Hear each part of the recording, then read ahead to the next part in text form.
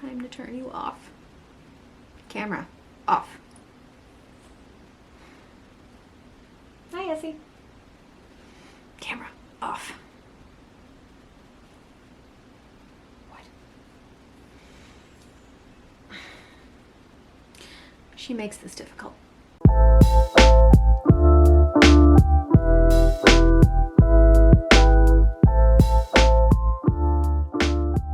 Okay, I literally just logged off from my soul-sucking corporate day job. I'm empty inside still. Until I get to log off and I get to continue with The Seven Husbands of Evelyn Hugo. I started it yesterday and let's just talk about it. I'm on page 164. I mean all of my book darts already in the beginning of this book. I'm so happy. I'm on chapter 26. I am absolutely adoring this so far. I love Evelyn, and I think we can all take some lessons from her. Okay, so the very first thing that I tabbed here is from Monique, and it's just on page 7, the very beginning, and I appreciate this so much. I'm 35 years old. I've been a writer for more than a decade. I want a book deal one day. I want to pick my stories. I want to eventually be the name people scramble to get when someone like Evelyn Hugo calls. Okay. I'm also 35. And I'm still chasing, dreams and passions that I have. I really appreciate that the author is taking time to say, hey, people outside of their teens and 20s have dreams too, and they have things that they want too. Like, my life's not over just because I'm in my 30s. My 30s have been great to me, and I hope they are to you as well. But I just really appreciate that this book is circling around older women. A 35-year-old woman still chasing her dreams and passions, and an 80-year-old woman who lived her dreams and passions. My grandmother's 86. She has led an amazing life, and is still leading an amazing life. And we're very close. And it's just, to read about older women is just, it's so great. And I love it. Something else that I felt very passionately about when I read it. I read this to my boyfriend. I was like, hey, you need to hear this because I think it's awesome. I don't regret many of the lies I told or the people I hurt. I'm okay with the fact that sometimes doing the right thing gets ugly. And also, I have compassion for myself. I trust myself. Take, for instance, when I snapped at you earlier back at the apartment when you said what you did about my confessing sins. It wasn't a nice thing to do. I'm not sure you deserved it. But I don't regret it because I know I had my reasons. I did the best I could with every thought and feeling that led up to it. Yes, we need to be more compassionate with ourselves. We need to trust ourselves more. And people need to be, I believe, people need to be more forward. My boyfriend calls me brash. I'm a pretty forward person. You're not going to need to interpret crap with me. I say what I mean and I mean what I say. If I change my mind on something, then I'm going to change my mind on something. It's not a big deal. We're not pigeonholed into these ideals. And I think, trust yourself and have compassion for yourself. We all make mistakes. We are but human. And this is the other one.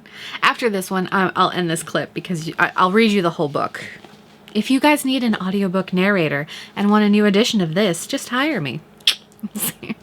I was gorgeous even at 14.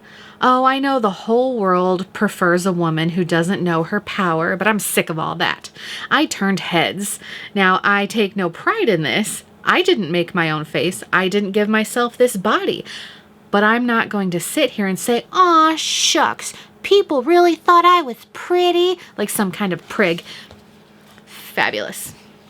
Fantastic. Loved it. And I think more people, especially women, need to be loving of themselves. Again, compassion and trust yourself. So everyone in the comments, whether it's something emotional or something physical, what's something that you like about yourself and you're just unapologetic about it? Something physically I like about myself, that I have no reason for this. I don't know why. I can't explain it. I've always liked my nose. I like my nose. Don't know why. Something on the more emotional, mental side of things. I have a very dark and somewhat unsettling sense of humor, and I love my sense of humor, and I wouldn't trade it in for anything. So tell me, what do you love about yourself? I want to know. And I'll check in with you later.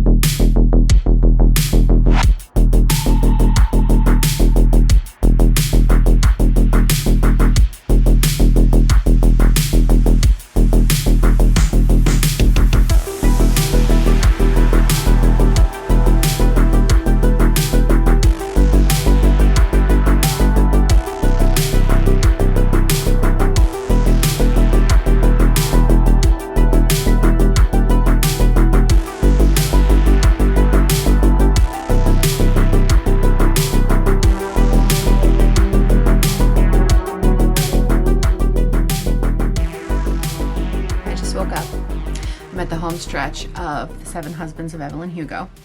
Just brewed my coffee. Cheers. Lifeblood. I wanted to share with you a couple lines. I'm so hooked on this book. I really can't put it down. I love when a book can do that. I haven't really experienced that since I read Big Little Lies. I could not put that book down. I loved it, and I had to know what was going on. A couple things that can either be really frustrating or fun, and to me, this has been fun. So let me just read you a couple lines. I had no idea that in less than a week, Evelyn Hugo will finish her story, and I'll find out what this has all been about, and I will hate her so much that I'll be truly afraid I might kill her. What is this all about? That's the end of chapter 35. Oh my gosh. I don't know, I say. You don't seem so bad, Evelyn. You, of all people, are going to change your mind about that, she said, very soon. And all I can think is, what the fuck did she do? That's something that can be very frustrating. It's like, will you just freaking tell me? But the story is just compelling, and I want to know about all these husbands. On page 287 of at least this edition, might be around there. When I look at her skeptically, she says, "You should be happy, Monique. You're going to get your answers." I am almost done. I'm going to push through this morning. I think I have less than 80 pages left. I'm almost there, and then I'll let you know how I feel about it without revealing the twist, because I feel like those 3 chapter ending sentences should be enough to get you to read it.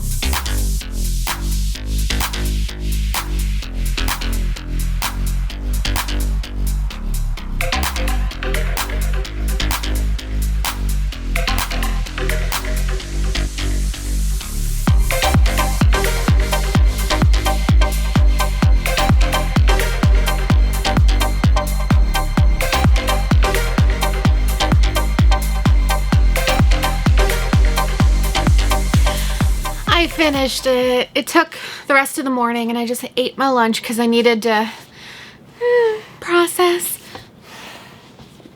I'm so sad it's over. I'm so sad.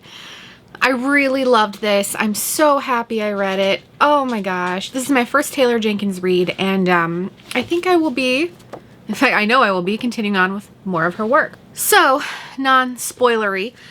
Oh my gosh, I loved it. Okay.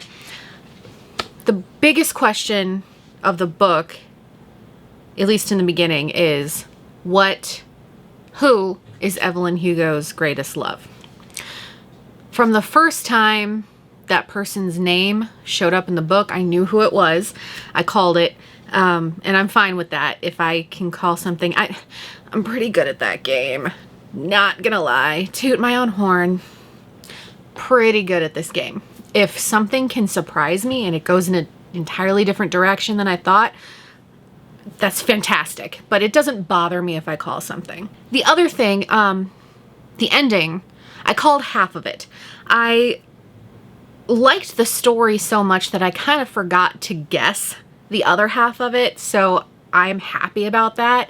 And when I got to the end, I was like, oh yeah, okay, I can see that. But I did guess one half of the ending and I just didn't even worry about the other half. I just let the story happen.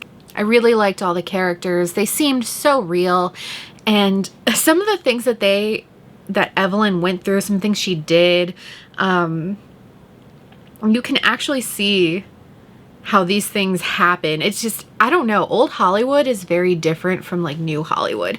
And Evelyn Hugo came into fame, you know, coming into the 50s, when that 30s style of acting was just leaving. You know, there was that very specific form of acting, and then it was becoming more real and more gritty. And that's where other actors have come in and been like, well, this is where it's going forward. And she decided to just throw herself into it and become great, which was awesome.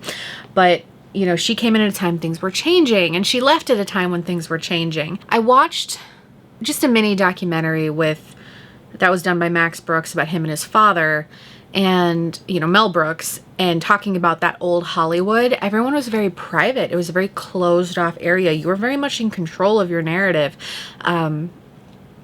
much like Evelyn Hugo. So there was a lot of this book that reminded me of some of those conversations Max and Mel Brooks had about old Hollywood. So I really enjoyed that, and I could see how some of this was probably very true. Famous people are set up on dates. You know, they go out to get press and things like that. So a lot of this stuff, rumored, still happens, which I find very interesting. And just a couple notes that I wrote down throughout the book. Evelyn's marriage to Don Adler reminded me a lot of Sally Field and Burt Reynolds. I read Sally Field's memoir last year or the year before, and get it on audio because she reads it herself. That is my absolute favorite way to consume memoir, is when the author reads it themselves, because I really feel like I'm connecting with that person. Her relationship with Burt Reynolds was not the best. He was not a great guy to her, and the book is called In Pieces, so pick it up. It's so good. I really enjoyed it. But anyway, so it kind of reminded me of that. And there was one part where Evelyn she's in her 40s, turning 50, and was one of the directors that had been directing her for a long time, and several of her movies had mentioned, you know, being in an action movie. And she's like, honey, please, I'm going to be 50. I'm not an action star. And I was like, Charlize Theron and Halle Berry would disagree with you. So two awesome women that have just really, you know, into their later years are still doing like these really high impact roles. And I think it's great. And something that really breaks my heart was, let me see if I can find I smiled, but all I could think about was Rita Hayworth's famous line, "Men go to bed with Gilda, but they wake up with me." So one of Evelyn's marriages, he's marrying the idea of her, the fantasy of her, not her. And people are always surprised when someone cheats on a beautiful woman. And that reminded me of Eva Longoria, who is just an undeniably beautiful woman. And her first husband cheats on her, and everyone's like, how can you cheat on someone so pretty? And it's not about that. I mean, I don't know what their relationship was like. I don't know if he married the fantasy of Ava, or if, you know, but that's what Evelyn's situation was. It made me really sad, and a lot of things remind me of pop culture today, and I think the book was just so good. Highly encourage anyone to pick it up. I hope you love it too. That's it for this vlog. I hope you enjoyed it, and just let me know what you are currently reading. Bye.